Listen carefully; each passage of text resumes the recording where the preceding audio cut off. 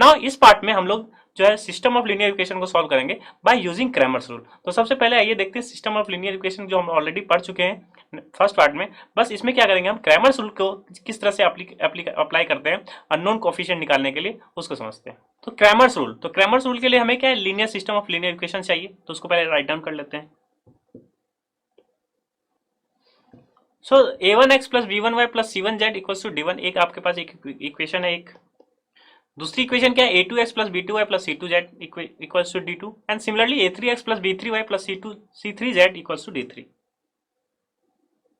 सो यहाँ तीन इक्वेशंस है और कितने अननोन्स हैं, तीन अननोन्स है। तो हमारे पास सिस्टम ऑफ लीनियर इक्वेशन को कैसे लिखते हैं, हमेशा ax equals to b type पे लिखते हैं। तो a मैट्रिक्स क्या हो गया आपके पास, जो अननोन कोफिशिएंट है a1 b1 c1 a2 b2 c2 and a3 b3 c3। So this is a क्या अननोन के कोफिशिएंट सारे हम ए मैट्रिक्स में लिख लिए। तो एक्स मैट्रिक्स हमारा क्या है, जो अननोन्स है, क्या अननोन्स है, एक्स वाई जेड है, जो राइट हैंड साइड के कांस्टेंट है d1 d2 d3। सो हम लोग किसी भी सिस्टम ऑफ लीनियर इक्वेशन को ax equals to b type में लिख सकते हैं, where a is your unknown coefficients of unknowns and x is equals to x y z and b is nothing but d1 d2 d3। Now again सबसे पहले matrix inversion में भी हम लोगों ने देखा था कि इसकी अगर जो मैट्रिक्स ए है उसकी डिटरमिनेंट क्या होनी चाहिए, नॉन जीरो होनी चाहिए, तभी क्या आप कर सकते थे, इनवर्स निकाल सकते थे और सॉल्यूशन उसी हिसाब से निकाल सकते हैं। इस क्रैमर्स रूल में भी क्या है कि अगर मैट्रिक्स की क्या है डिटरमिनेंट नॉन जीरो है, तभी जो सॉल्यूशन आएगा वो क्या होगा, एक यूनिक सॉल्यूशन होगा। तो सबसे पहला कंडीशन क्या है, डिटरमिनेंट ए नॉन जीरो होना चाहिए। दैट मीन्स ए मैट्रिक्स क्या होना चाहिए, नॉन सिंगुलर मैट्रिक्स होना चाहिए।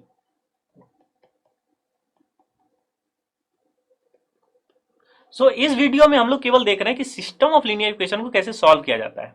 हम लोग ये भी पढ़ेंगे कि सिस्टम्स जो है इक्वेशंस कब सॉल्यूशन देता है, कब सॉल्यूशन नहीं देता है, मींस कंसिस्टेंट कब होता है, इनकंसिस्टेंट कब होता है, सॉल्यूशन कब नहीं रखता है, नो सॉल्यूशन कब देता है, कब इनफाइनाइट सॉल्यूशन देता है और कब जो है यूनिक सॉल्यूशन देखता है। इसको हम लोग जो है नेक्स्ट लेक्चर्स में देखेंगे। लेकिन यहाँ पे हम लोग केवल हमारा फोकस क्या है, सिस्टम ऑफ लीनियर इक्वेशन को किस तरह से दो मेथड से सॉल्व करने के, जो है आइदर मैट्रिक्स इन्वर्जन मेथड से या क्रैमर्स रूल से किस तरह से सॉल्व होता है। तो जो ये प्रॉपर्टीज है वो हम लोग जो है सिस्टम ऑफ लीनियर इक्वेशन की कंसिस्टेंस और इनकंसिस्टेंट के लेक्चर्स में देखेंगे। यहाँ पे केवल जो है सॉल्यूशन किस तरह से किया जा रहा है क्रैमर्स रूल से या मैट्रिक्स इन्वर्जन से, वो हम लोग देख रहे हैं। तो क्रैमर्स रूल या मैट्रिक्स इन्वर्जन के लिए सबसे पहला चीज क्या है, determinant A not equal to zero for unique solution के लिए। तो हमारे पास क्या है, ए नॉन सिंगुलर मैट्रिक्स है। तो सबसे पहले इसका डिटरमिनेंट को हम लोग क्या है, एक डेल्टा से रिप्रेजेंट करते हैं।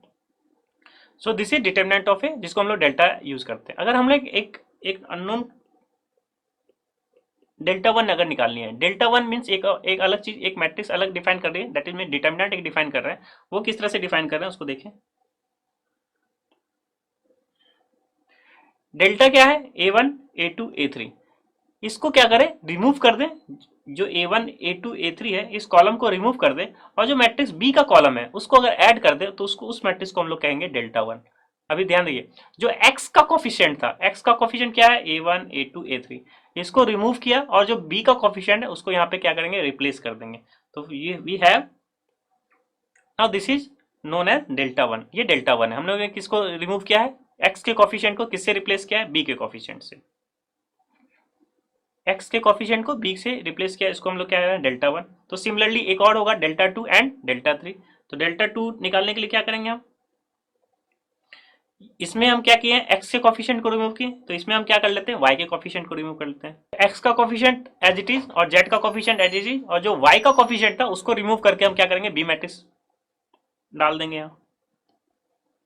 ये डेल्टा वन हो गया, डेल्टा टू हो गया। सिमिलरली हम लोग डेल्टा थ्री निकाल लें।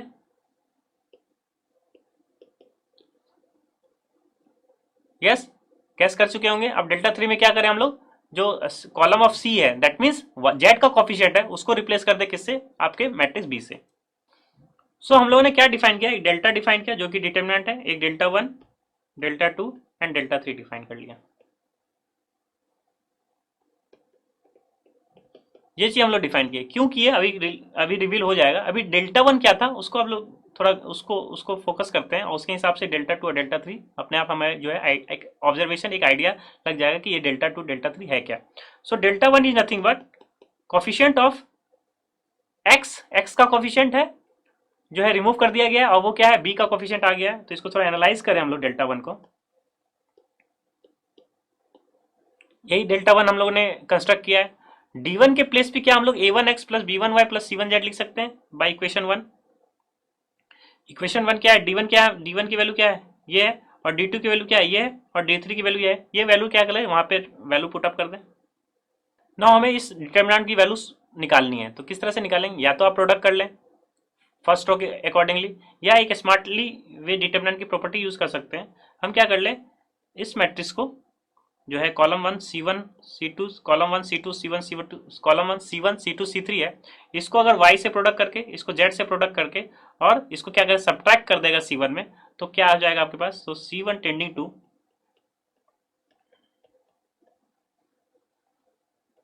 माइनस जेड C3, तो केवल x का कोफिशिएंट हमारे पास क्या हो जाएगा, कॉलम वन में आ जाएगा। तो फाइनली वी हैव, क्योंकि b1y से b1y कैंसिल हो जाएगा, C1z से C1z कैंसिल हो जाएगा, तो फाइनली फर्स्ट कॉलम में हमारे पास क्या आएगा, a1x a2x and a3x।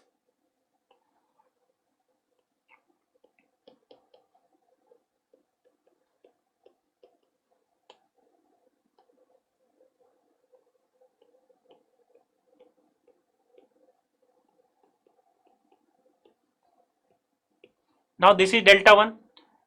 Again property, यहाँ डिटर्मिनेंट की प्रॉपर्टी यूज कर सकते हैं हम, x को क्या कर सकते हैं, आउटसाइड ऑफ द डिटर्मिनेंट। तो फर्स्ट कॉलम से हम x को क्या कर लिया, बाहर लिया है। So delta one is equal to x time determinant of a1 b1 c1 a2 b2 c2 and a3 b3 c3। Now what is this, अगर कंस्ट्रक्ट हम लोगों ने क्या क्या किया है, delta, delta one, delta two, delta three. So this is nothing but this is determinant of A, determinant of A, जिसको हम लोग किससे रिप्रेजेंट कर रहे हैं, डेल्टा से। सो delta one is nothing but x into delta. तो मीन्स अगर x की वैल्यू निकालनी हो तो हम क्या करें, जो डेल्टा वन का डिटर्मिनेंट निकाले और फिर डेल्टा से डिवाइड कर दे, तो हमारे पास वैल्यू किसकी हो जाएगी, जो अननोन कोफिशिएंट था उसकी वैल्यू आ जाएगी x। So here this is delta, जो है सिंपल मैट्रिक्स का, जो भी ए मैट्रिक्स है उसका डिटर्मिनेंट। डेल्टा वन कैसे निकाली जाती है, जो कॉलम ऑफ एक्स का कोफिशिएंट था उसको किससे रिप्लेस कर देंगे आप, बी मैट्रिक्स से, और फिर उसका डिटर्मिनेंट निकाल लें। तो determinant of delta one, determinant of delta is nothing but your x. Similarly for your knowledge check you have to verify. So knowledge check के लिए आप ये क्वेश्चन कर सकते हैं कि y आपको प्रूफ करना है delta two by delta and z proof करना है delta three by delta. Similarly यही अप्रोच से आई होप जो है आप इजीली इसको गैदर कर सकते हैं, इजीली अंडरस्टैंड कर सकते हैं और इजीली प्रूफ कर सकते हैं कि y is nothing but delta two by delta, z is nothing but delta three by delta. So हमारे पास क्या सॉल्यूशंस आ गए, x की वैल्यू आ गई, y की वैल्यू आ गई, z की वैल्यू आ गई। और यहां अगर देख रहे हैं कि डेल्टा क्या है, डिवीजन में है, तो डेल्टा डिवीजन में है कि दैट मींस डेल्टा क्या होना चाहिए, नॉन जीरो होना चाहिए। इसलिए हम कह रहे थे कि डिटर्मिनेंट की वैल्यू जो है वो क्या होनी चाहिए, नॉन जीरो होनी चाहिए। तभी आप x, y और z की वैल्यू जो है निकाल सकते हैं। जो ये रूल है इसी को हम लोग क्या कहते हैं, Cramer's rule. So this is known as Cramer's rule. आइए एक एग्जांपल लेते हैं और उससे system of linear equation solve करते हैं यूजिंग क्रैमर्स रूल से। Suppose x plus y equals to 4 और 3x minus 2y equals to 9 दे रखा है। तो सबसे पहले ax इक्वल्स टू b के टाइप में आप लिखेंगे इसको। a की वैल्यू आप क्या हो जाएगी हमारे पास 1 1 3 minus 2, coefficient of x and coefficient of y column wise लिख लिया। x की वैल्यू अननोन्स है हमारे पास, क्या हो गई x और y, और b की वैल्यू क्या हो गई 4 और 9। ये ax इक्वल्स टू b के फॉर्मेट में आ गया हमारे पास। अब हम लोग क्या करें, डेल्टा निकाले सबसे पहले, तो डिटर्मिनेंट ऑफ ए निकाल लें। डिटर्मिनेंट सॉल्व करने आता है हमें, cross 1 into minus 2 minus 1 into 3।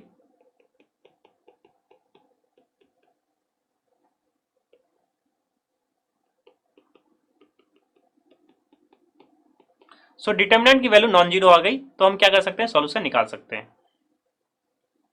So this is delta. Similarly हम डेल्टा वन निकाल लें, वो क्या हो जाएगा, replacing X coefficient with the B matrix. तो this is delta one, delta one भी इजीली निकाल सकते हैं।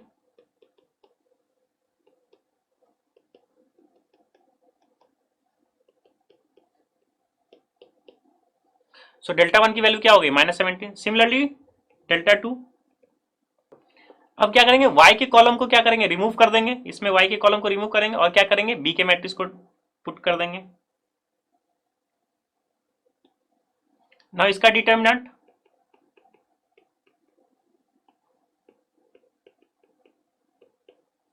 Now we have delta, delta 1 and delta 2, क्योंकि यहाँ पे दो ही अननोन कोफिशिएंट थे एक्स और वाई, जेड नहीं था तो डेल्टा 3 हम लोग और निकालते, और अगर कोई और अननोन कोफिशिएंट टी होता तो डेल्टा 4 निकालते उसी हिसाब से। तो we have the solution is nothing but x equals to delta 1 by delta, so delta 1 is nothing but minus 17 and delta is your 5 minus 5, so we have solution x equals to 17 by 5. Similarly y nothing but delta 2 by delta, और delta 2 हमारे पास क्या है minus 3, और delta की value क्या है minus 5, so we have 3 by 5, so the solution is, तो देखा हम लोगों ने 2x2 मैट्रिक्स में किस तरह से क्रैमर्स रूल के हेल्प से हम सॉल्यूशन आ गया और इजीली सॉल्यूशन आ गया। इसको हम लोग डिटरमिनेंट अप्रोच भी कहते हैं, क्रैमर्स रूल को हम लोग डिटरमिनेंट अप्रोच भी कहते हैं, क्योंकि केवल डिटरमिनेंट के ही अप्रोच से हम इसका सॉल्यूशन के लिए। आइए चलते हैं नेक्स्ट क्वेश्चन पे।